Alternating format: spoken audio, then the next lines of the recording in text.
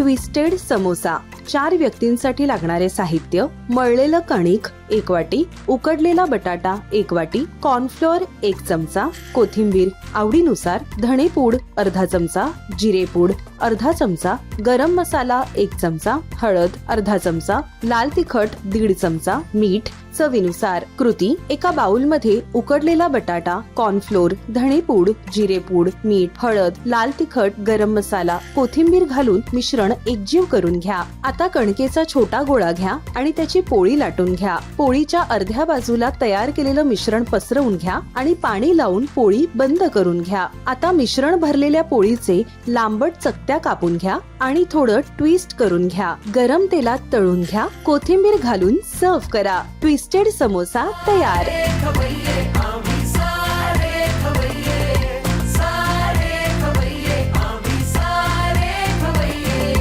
Please let's have it यार. Match time snack तू पण घे ना. या फर्स्ट क्लास, क्रिस्पी, अप्रतिम. मला क्रिस्पी पदार्थ फार आवडतात. Twisted samosa is outstanding. कमाल मॅच टाइम स्नॅक आहे. पुढचा पदार्थ काय? पुढचं आपण बनवणार आहे bread pockets stuffed with paneer filling. अरे वा.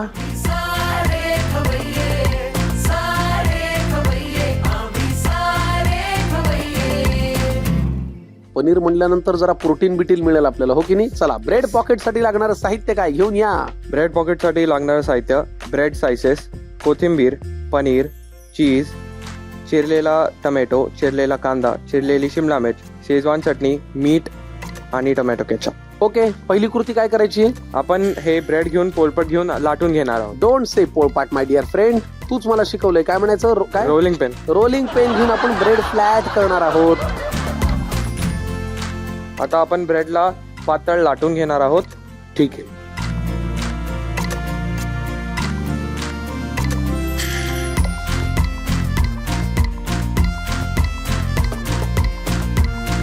ओके, पुढे काय करूया? आपण याला पाणी लावून घेणार आहोत.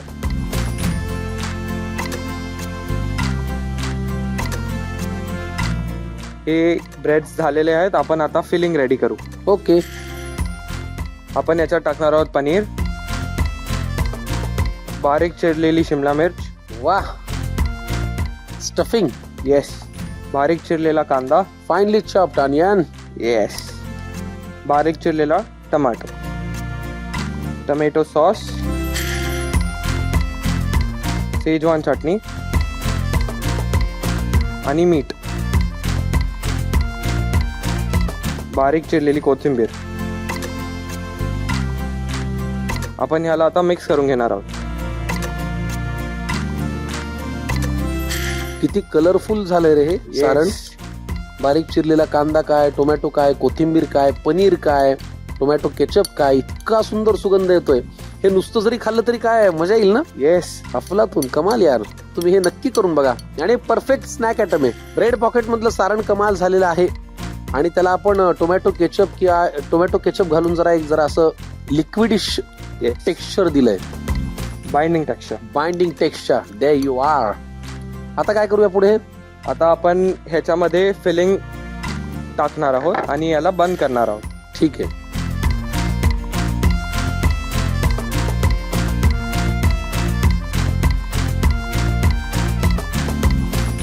वा वा वा वा. आता काय? आता आपण याच्यावर चीज किसणार आहोत. वा वा, काय छान दिसतंय रे.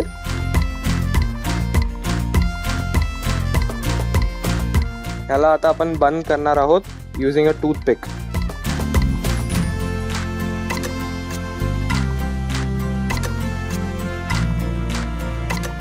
वा, मस्त.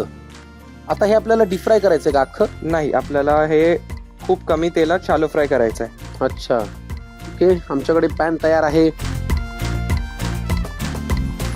तेल किती लागणार आहे? खूप हलकं, बस. सध्या आपण 2 टाकूया. किती वेळात होईल हे तयार? हे 4 ते 5 मिनिटात होऊन जाईल. बर, ठीक आहे. पण आता ह्याला सगळ्या बाजूने तर आपल्याला शालो फ्राय नाही करता येणार नाही ना? करता येणार. आपण याच्यावर झाकण ठेवून स्टीमवर कुक होऊन देऊ शकतो. फॅन्टास्टिक. येस, झाकण ठेवलेलं आहे. मला वाटतं 1 2 ते 3 मिनिटात ते छान गोल्डन ब्राऊन. गोल्डन ब्राऊन होईल आणि मग आपलं ब्रेड पॉकेट हा पदार्थ तयार होईल. अप्रतिम, छान एक स्नॅक आयटम आहे. आणि तुम्ही आता फुटबॉल वर्ल्ड कप नक्की बघताना हा पदार्थ नक्की करा, कारण हा एक परफेक्ट मॅच टाइम स्नॅक आहे, हो की नाही? पटकन लिहून घ्या ब्रेड पॉकेट साठी लागणारं साहित्य आणि कृती.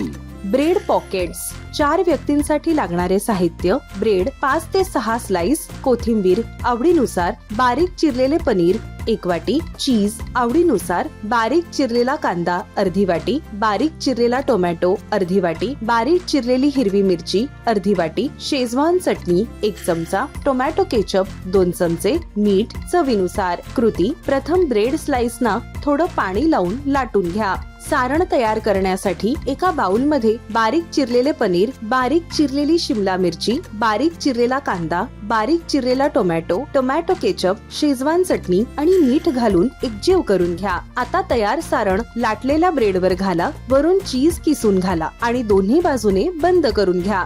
वरून काडी किंवा टूथपिक लावून घ्या. पॅन मध्ये शॅलो फ्राय करून घ्या आणि झाकण लावून शिजवून घ्या. ब्रेड पॉकेट्स तयार.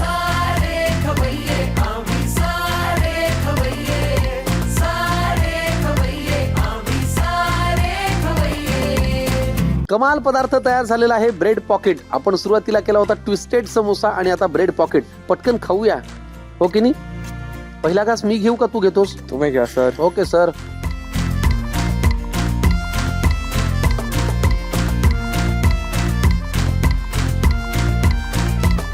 वा वेदांत, मला तुला भेटून फार छान वाटलं. एकतर तुझा स्वभाव खूप छान आहे, म्हणजे तू गप्पिष्ट आहेस आणि जेन झी असूनही तुला तुझ्या घराविषयी, तुझ्या आई वडिलांच्या मतांविषयी, बहिणीविषयी आदर आहे, प्रेम आहे. पण मला तुला एक विचारायचंय की एक तू अशा घरातून आलास जिथे तू ह्या क्षेत्रामध्ये म्हणजे शेफ होण्याचं करिअर निवडणार आहे हे ठरवल्यानंतर रिॲक्शन हे कसं काय अशी होती. पण आता तिथपासून ते तू आता शेफ उत्तम होत जाणार आहेस. हा प्रवास तुला आता करायचा आहे. काय डोक्यामध्ये तुझ्या? जिद्दीने करत राहील, दॅट्स इट. रिझल्ट देत राहील, दे विल बी हॅपी. वा ग्रेट. तुला झी मराठीची आठवण राहावी म्हणून एक छानशी भेट देतो.